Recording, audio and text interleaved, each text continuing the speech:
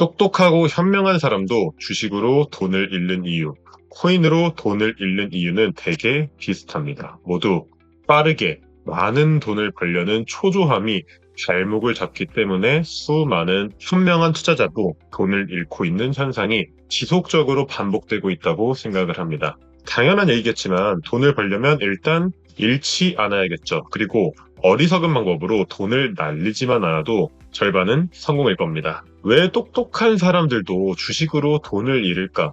사실 이 주식 투자, 코인 투자라는 건요, 머리가 좋다고 돈을 잘 버는 게 아니라 원칙을 잘 지켜야 돈을 벌기 때문입니다. 먼저 일반적으로 우리들이 투자하는 사이클이 좀 어떻게 돌아가는지 차트를 통해서 알아보도록 할 텐데요. 보통 이 비트코인 같은 경우 상승과 하락 주기가 약 4년으로 사이클이 이렇게 돌아가고 있습니다.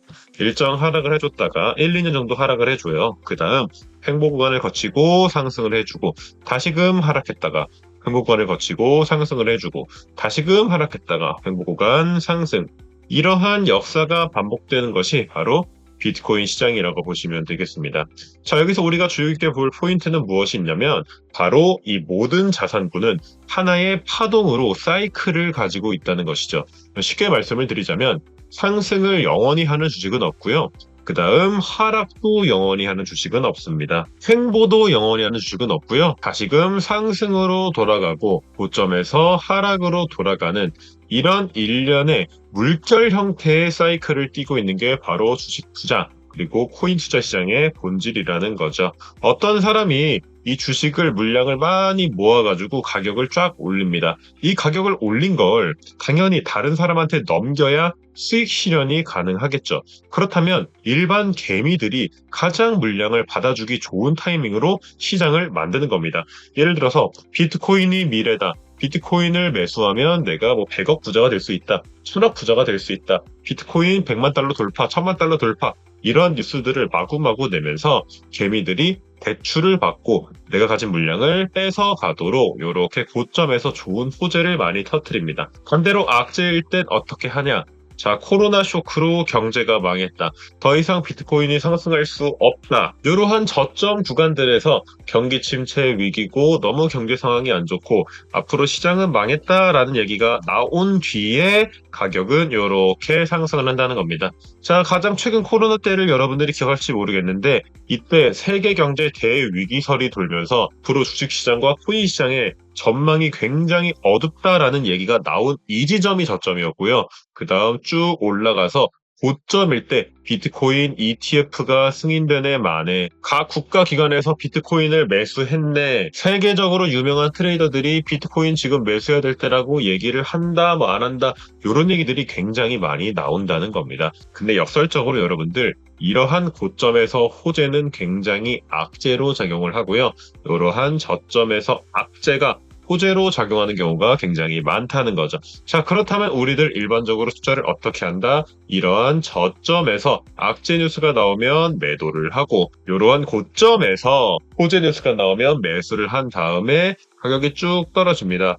자, 그 다음 바닥을 이렇게 다져줬을 때 다시 악재가 쏟아지게 되고 이러한 악재가 나왔을 때 이미 내 시드가 마이너스 80, 마이너스 70까지 갔기 때문에 내가 가진 20%, 30%도 못 건진다는 생각이 들어서 남은 물량도 모두 손절하게 되는 악순환이 벌어진다고 보시면 되겠습니다. 사실상 차트를 전체적인 기간으로 이렇게 살펴봤을 때는 악재 뉴스가 나왔을 때는 호재로 작용했던 경우가 굉장히 많고 호재 뉴스가 고점에서 나왔을 때는 악재로 작용했던 경우가 굉장히 많다. 즉, 이 시장은 굉장히 비합리적이라는 겁니다. 자, 비합리적이라는 말은 뭐냐면 사람들이 포기할 때 가격이 올라가고 사람들이 환희에 차오를 때 가격이 떨어진다라는 관점으로 시장을 바라보시면 되겠습니다. 자, 그럼 우리가 투자를 어떻게 해야 되냐? 당연히 공포에 매수를 해야 된다는 거죠. 현재 구간 공포, 이전 구간 공포, 비트코인 상승 이후에 눌렸던 구간 공포. 자, 이러한 공포들이 나왔을 때가 진정한 저점으로 작용을 했던 경우가 굉장히 많다라는 겁니다.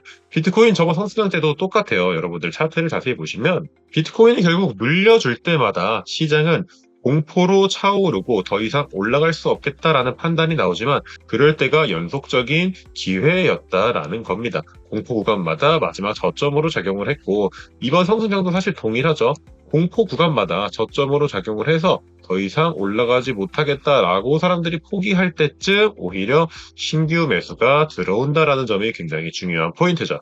자, 그렇다면 지금이 과연 진정한 공포 구간인가? 더 떨어지지는 않을까? 나 지금 매수했다가 손실 크게 보는 거 아니냐? 또 이렇게 생각하시는 분들 충분히 계실 거라고 저는 생각을 하고 있습니다. 즉, 이더리움을 예시로 들어드리자면 현재 사람들이 수익을 보고 있는지 손실을 보고 있는지의 데이터입니다.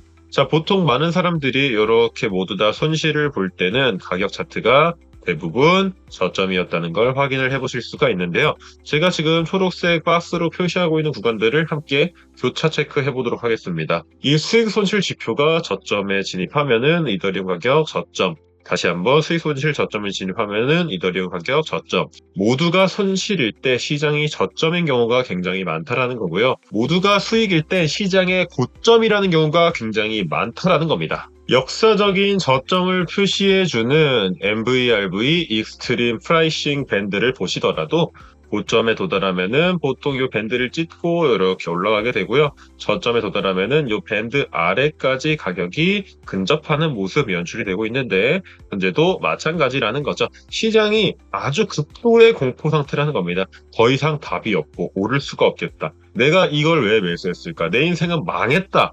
라고 생각할 때 역설적인 반등이 나와주기 때문에 우리는 정확하게 시장 심리와 반대로 행동해야 된다라는 얘기를 제가 계속 드리는 거예요. 여러분들이 계속 투자하면서 돈을 잃는 이유가 공포의 매수를 못하고 항상 왜 올라갈 때 꼭지점에서 매수를 하냐 이 얘기예요. 이런 부분들을 정말 조금만 생각하시더라도 사실 그렇게 잃기는 쉽지가 않은 겁니다. 아주 극도의 저점 상태에서 매수를 하고 극도의 공포에서만 대충 팔더라도 여러분들이 평소에 배웠던 기술적 분석, 어떻게 매매를 해야 된다 등등 엘리어트 파동 이런 것보다 훨씬 나을 거라고 저는 자부를 합니다.